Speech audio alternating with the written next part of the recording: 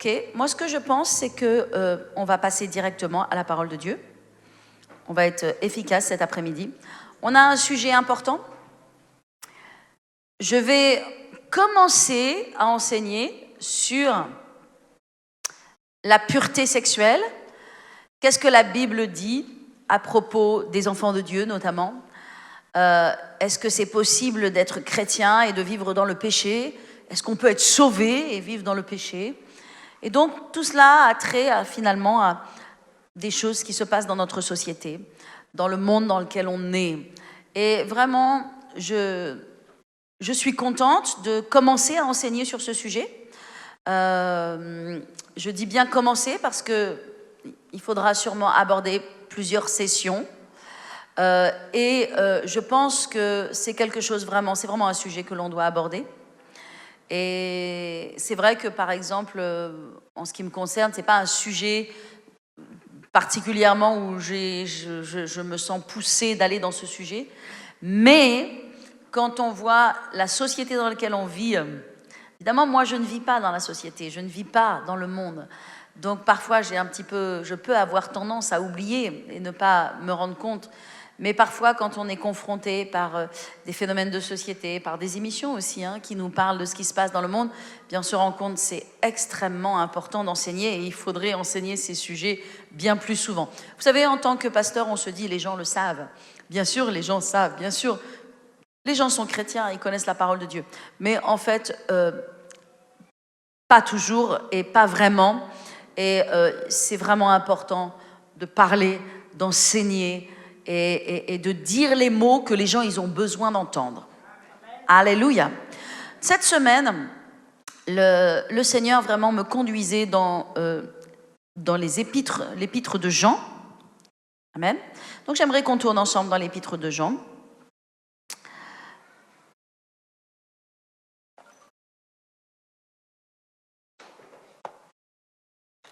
Et regardez dans 1 Jean.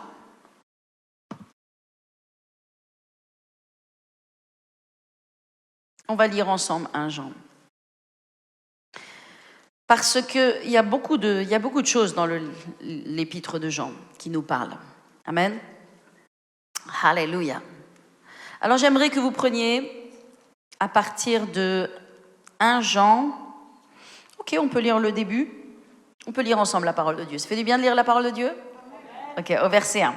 Ce qui était dès le commencement et ce que nous avons entendu, ce que nous avons vu de nos yeux et ce que nous avons contemplé et que nos mains ont touché concernant la parole de vie, et la vie a été manifestée et nous l'avons vue et nous lui rendons témoignage. Et nous vous annonçons la vie éternelle qui était auprès du Père et qui nous a été manifestée. Et ce que nous avons vu et entendu, nous vous l'annonçons à vous aussi, afin que vous aussi vous soyez en communion avec nous. Or, notre communion est avec le Père et avec son Fils, Jésus-Christ. Et nous vous écrivons ces choses afin que notre joie soit parfaite. Amen. Verset 5. La nouvelle que nous avons apprise de lui et que nous vous annonçons, c'est que Dieu est lumière. Amen. Donc, qu'est-ce que notre Dieu est? Amen. C'est que Dieu est lumière et qu'il n'y a point en lui de ténèbres. Amen. Et si nous disons que nous sommes en communion avec lui et que nous marchions dans les ténèbres, nous mentons et nous ne pratiquons pas la vérité. Mais si nous marchons dans la lumière comme il est lui-même dans la lumière, nous sommes mutuellement en communion et le sang de Jésus, son Fils, nous purifie de tout péché. Amen. Donc on est en train d'étudier, on va commencer à parler un petit peu sur l'épître de Jean. Et puis on voit que Jean, il nous dit, voilà, les choses que l'on a apprises sur la vie. Et Jésus est la vie, il est venu amener la vie. Ces choses que nous avons vues, que nous avons touchées, avec lesquelles nous avons marché, nous vous les annonçons. Et c'est vrai que notre rôle, bien sûr, c'est d'annoncer la bonne nouvelle.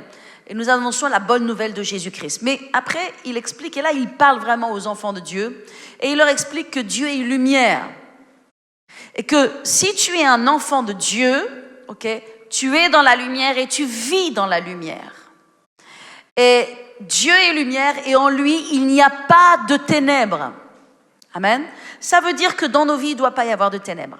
Si nous sommes un enfant de Dieu, que nous sommes connectés à Dieu, nous ne pouvons pas vivre dans le péché.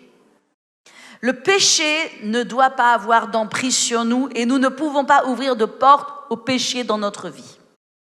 Or, nous sommes dans une société, dans un monde qui est vraiment à la fin des temps. Et si le péché a existé, et notamment le péché sexuel, la perversion sexuelle a existé pendant toutes les générations, l'intensité de la corruption, de la perversité et du péché dans notre société arrive à un apogée. Arrive à un apogée. Et on sait encore que cet apogée dans lequel nous sommes va encore grandir, va encore se multiplier parce que Jésus n'est pas encore revenu. Parce que l'impie n'est pas encore apparu. Donc ça veut dire qu'il y a encore une marge de croissance, bien qu'on soit à un niveau d'impureté dans notre monde qui est vraiment incroyable. Je pense qu'on en a tous conscience. Je pense qu'on a tous vu des émissions et des reportages. Évidemment, quand on est chrétien, on vit dans la sainteté. Donc, le monde des ténèbres, le monde vraiment des ténèbres, de la nuit, le monde du péché, du mensonge, de la tromperie, de la perversité, nous ne vivons pas dans ce monde. La réalité, pour ma part, pour savoir ce qui se passe dans le monde, ce sont des émissions qui m'expliquent ce qui se passe dans le monde. Et à chaque fois que je regarde, il m'arrive de regarder une émission sur voilà, les coutumes, les sites internet qui existent, les choses qui se passent, en fait, je pense que d'année en année, de décennie en décennie, j'ai le sentiment qu'on bascule dans l'horreur et qu'on monte à un niveau de perversité qui est hors du commun. Hors du commun. Et à chaque fois, on entend des choses qui se passent. Et à chaque fois, ça vient repousser les limites, repousser les limites, repousser les limites. Vous en avez conscience de ces choses? Et ce qui est terrible, et ce qui est incroyable, même si ce message, il est pour tout le monde, il n'est pas juste pour les jeunes ou pour les moins jeunes ou pour les hommes ou pour les femmes. C'est un message qui est pour tout le monde. Il est pour les chrétiens et il est aussi pour les non-chrétiens parce qu'ils ont aussi besoin d'entendre autre chose. Et même si ce message, il est pour tout le monde, bien, on pense particulièrement à notre jeunesse parce que notre jeunesse, elle naît dans cette génération. Elle ne connaît pas d'autre génération que cette génération. Moi, je connais une autre génération et mes parents connaissent une autre génération. Et ma génération, bien sûr, n'avait rien à voir avec la génération de mes parents, où la grande histoire à l'époque de nos parents, c'était le flirt. Et encore, à 16 ans ou 18 ans. Ma génération, le flirt commençait à 13 ans à peu près, mais il n'y avait pas toute la sexualité. Et notre génération, elle est perdue. Et vraiment, le diable a la main sur notre génération. Et c'est pourquoi nous, les chrétiens, nous devons vivre dans la sainteté, nous devons aimer la sainteté et nous devons revendiquer la sainteté et nous ne pouvons pas avoir honte de vivre dans la sainteté. Vous savez, moi, j'ai grandi en tant que chrétienne, bien sûr. J'ai donné ma vie à Jésus à 7 ans. Et puis, je ne suis pas sortie avec des garçons. Oh, j'ai bien eu des garçons dans mon cœur. J'ai bien eu des sentiments, bien sûr. J'ai bien eu, voilà. Mais la réalité, toutes mes amies, à partir de 12 ans, 13 ans, voilà, étaient avec des garçons, sortaient avec des garçons. Peut-être qu'ils ne se faisaient pas grand mal à l'époque. Mais moi, j'ai grandi dans ma génération et dans mon temps et en tant que chrétienne, dans lequel on me disait toujours que j'étais toujours celle qui était toute seule, j'étais celle qui parlait de Dieu, donc on m'appelait le prêtre à l'époque. Je ne savais pas à l'époque, hein. Je ne savais pas ce qui allait m'arriver. Hein. Mais souvent, oui, on m'a appelé le prêtre, on m'a appelé, enfin des noms qui n'étaient pas, bon, c'était pas de la grande persécution, hein, c'était même pas de la persécution, c'était des amis. On me catégorisait, finalement, on me mettait dans la catégorie de celle à qui j'appartenais, c'est-à-dire des gens qui étaient différents des autres. Et je pense que c'est important en tant que chrétiens que nous ayons cette identité, que nous sommes différents et nous le réclamons. Vous savez, nous sommes dans un temps ou dans une génération où chacun revendique. On est dans une génération de où on revendique nos droits à être différents, on revendique nos droits à avoir des goûts, une perversité, des idées complètement à l'ouest. Les gens n'ont honte de rien ni de personne, vous comprenez? Pour des choses qui sont souvent infâmes ou abominables. Et il y a cet esprit de revendication. Moi, je dis que l'esprit de revendication doit être pour les chrétiens. Les chrétiens doivent revendiquer leur statut d'être des enfants de Dieu, de marcher dans la sainteté, de vivre dans la sainteté et de ne rien avoir avec le péché. Alléluia. Amen. Et je vais vous dire une chose, c'est vrai que quand j'ai été jeune et que j'ai grandi dans la sainteté, c'est vrai que, voilà, parfois, j'ai pu me sentir frustrée, de manquer de liberté, quand bien même j'étais libre de faire ce que je voulais, dans le sens où mes parents ne m'enfermaient pas à la maison, j'avais des amis, je pouvais sortir, manger avec mes amis, voilà, rigoler aussi un peu. Et, mais donc j'étais libre, mes parents n'étaient pas derrière moi, mais la réalité, il m'est arrivé quelque chose. Quand j'ai commencé à grandir, je pense que je dois avoir 11 ans, 12 ans, vous savez, un âge où vous commencez à aller au collège, et puis bon, là, vous sortez des petites classes, hein, vous arrivez, et donc dans un autre monde. Et je me souviens, je ne peux jamais oublier cela. Alors aujourd'hui, je rends grâce à Dieu pour ma mère. Je rends grâce à Dieu aussi pour ce qu'elle m'a inculqué et ce qu'elle m'a transmis. Peut-être qu'à l'âge de 12 ans, 13 ans, ou plutôt 14 ans, 15 ans, 16 ans, je ne sais pas si j'étais autant en phase, mais je vais vous dire, j'en suis pas morte. Ça ne m'a pas tuée. Puis il y en a qui disent ce proverbe, tout ce qui ne te tue pas te rend plus fort. Et ça ne fait pas de mal, vous savez, d'apprendre à résister et d'apprendre à être solide et de ne pas faire juste tout ce qu'on veut. En tout cas, quand je devais avoir 11 ou 12 ans, ma mère m'a pris entre 4 yeux. Vous savez, 4 yeux. Les 2 miens et les 2 siens. Et tout petit comité. Et elle m'a parlé, ça a suffi d'une fois. Elle m'a parlé droit dans les yeux. Et ma mère m'a dit, tu vois, toi et les garçons, c'est non. Ah. Alors sûrement à l'époque, je ne pensais même pas aux garçons. Mais ma mère devait déjà s'inquiéter parce que moi, j'ai grandi chrétienne. Ma mère donc a épousé mon père sans problème et donc a vécu, Dieu l'a gardée, Dieu lui a donné son bon mari et vraiment c'est une grâce de Dieu. Mais elle a grandi dans le monde, elle a vécu dans le monde, donc elle avait une autre expertise, elle avait vu d'autres choses. Et donc, elle avait conscience de ces choses. Et donc, la chose que ma mère a fait, elle a placé très jeune en moi un interdit. Alors, je sais bien que dans notre société, il est interdit d'interdire. Vous comprenez? La révolution 68, qui est la grande révolution sexuelle, il est interdit d'interdire, on fait ce qu'on veut. Ben, écoutez, c'est pas ce que la Bible dit. Parce que dans la Bible, il y a des interdits. Dans la Bible, il y a des abominations. Il y a des choses, c'est pas autorisé, c'est interdit. Et si tu le fais, tu te souilles. Si tu le fais, tu te détruis. Si tu le fais, tu te déconnectes de Dieu. Donc, elle a mis un interdit dans ma vie. Alléluia. Cet interdit m'a gardé toute ma jeunesse, alors que j'ai grandi avec des jeunes, avec bien sûr des garçons, avec des personnes très sympathiques. Et voilà. Et cet interdit m'a gardé. Et je pense que c'est très important qu'il y ait un interdit dans nos cœurs. Que l'on soit un adulte d'ailleurs, ou que l'on soit un enfant, je pense que c'est très important que l'on dise à nos enfants vraiment, avec des mots clairs et au bon moment avant que les choses ne se présentent, tu vois, la pornographie, c'est interdit. Vous savez, nos enfants connaissent plus de vocabulaire sexuel que nous pouvons en connaître.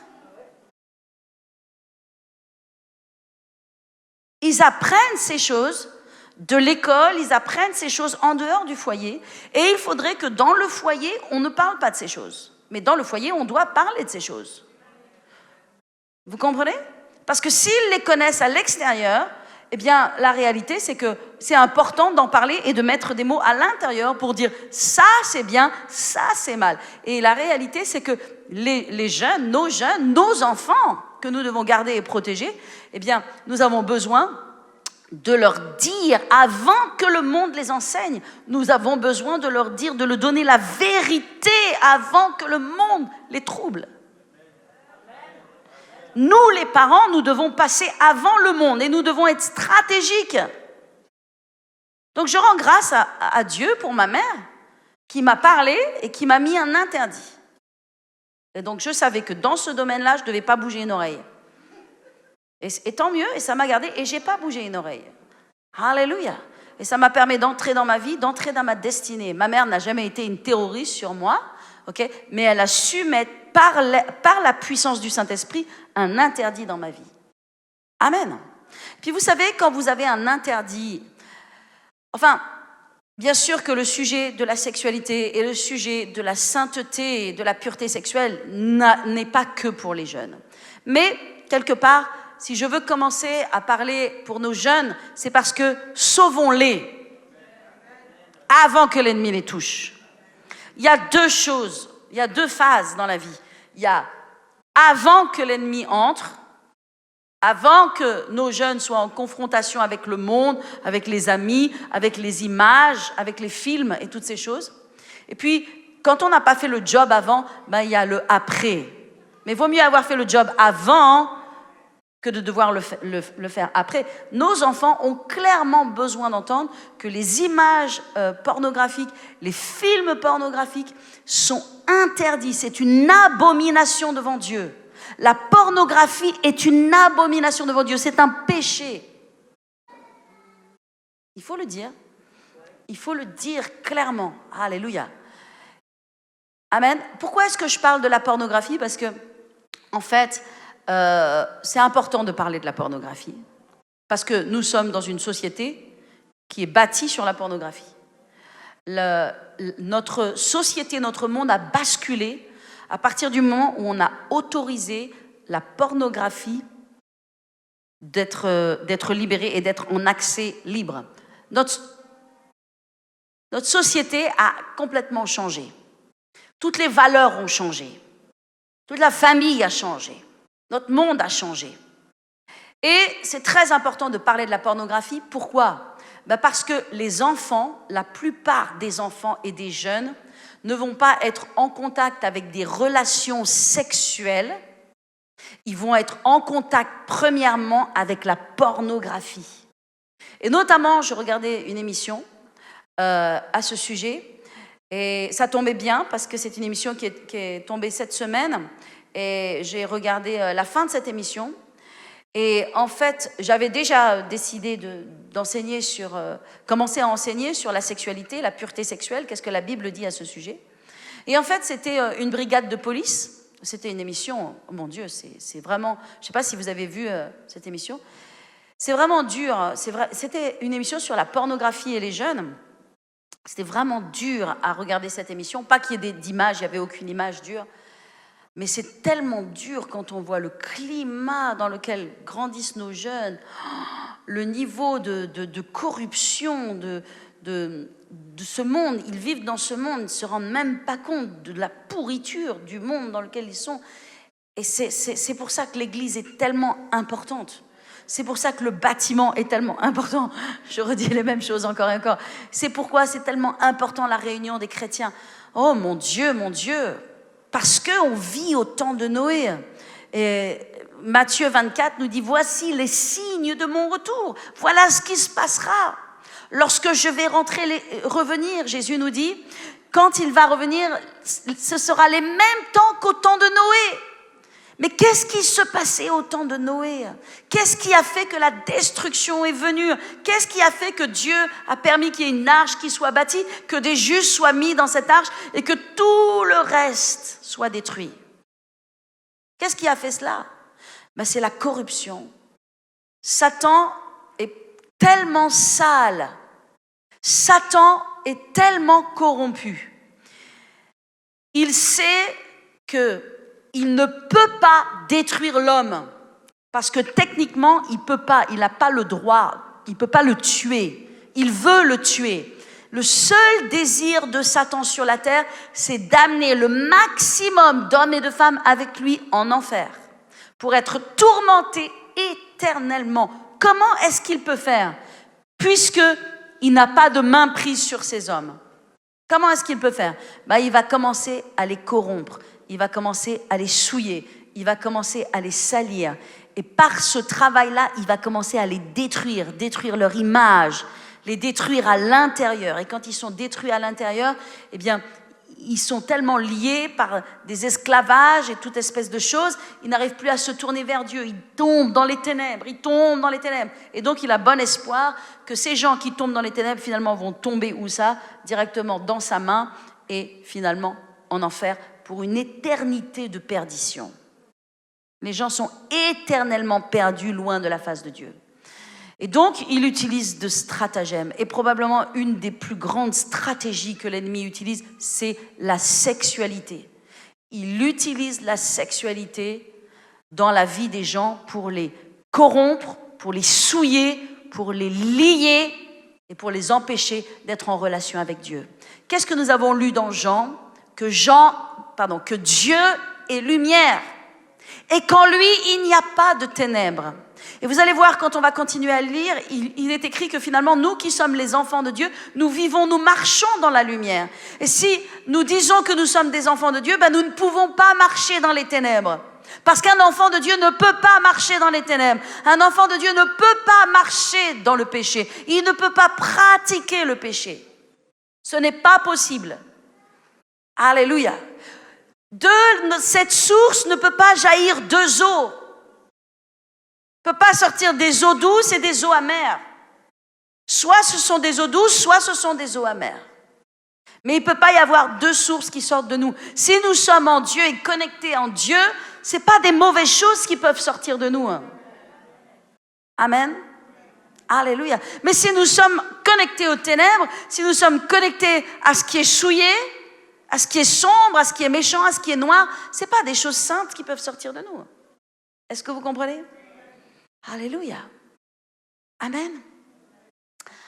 Et donc, qu'est-ce que j'étais en train de vous dire? J'étais en train de vous parler de ce reportage et j'étais en train de vous dire que l'ennemi, pour détruire l'être humain, il utilise la sexualité.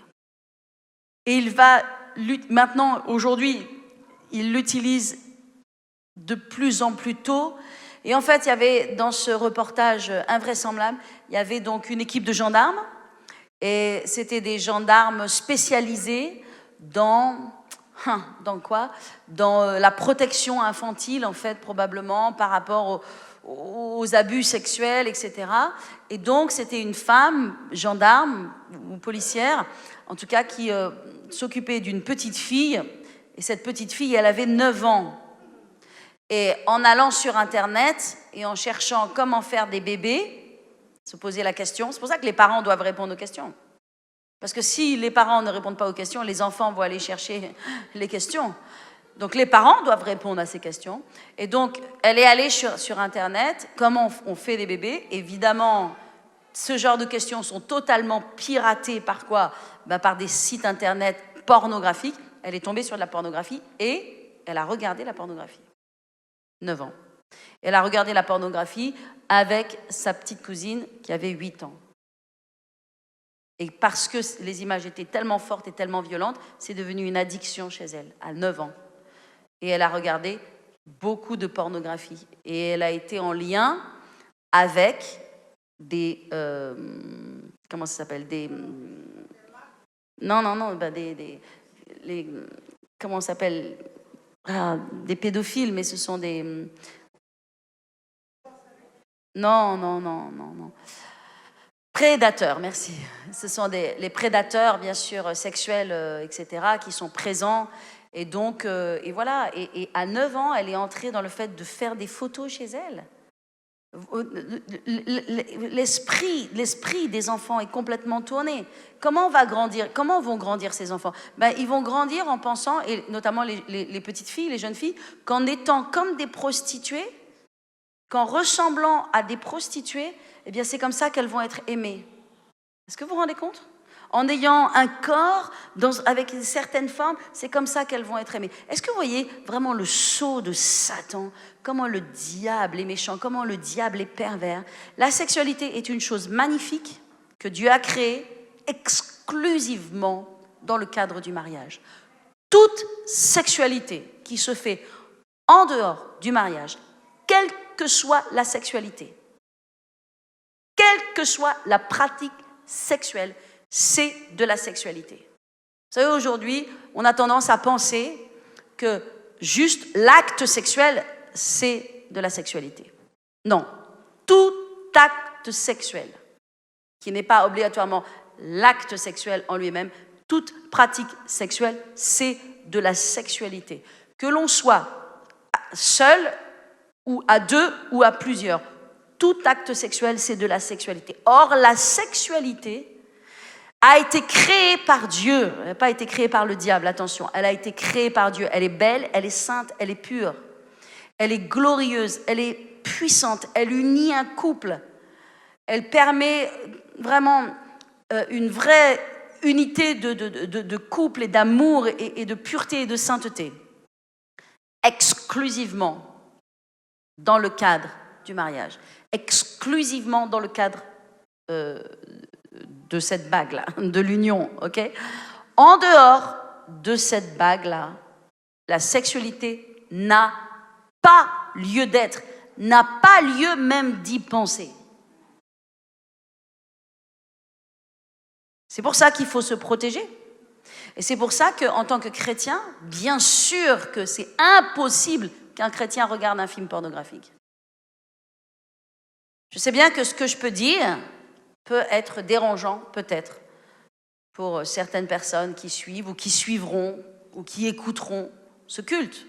Peu importe, mais c'est important de le dire. C'est impossible qu'un chrétien regarde de la pornographie. Et je dirais plus encore, c'est impossible qu'un chrétien regarde des films érotiques. Je ne sais pas de quelle différence il peut y avoir. Je n'ai jamais vu de film pornographique. Enfin bon, on a assez d'informations dans notre monde pour savoir à peu près de quoi parle et où se trouve la caméra dans un film pornographique.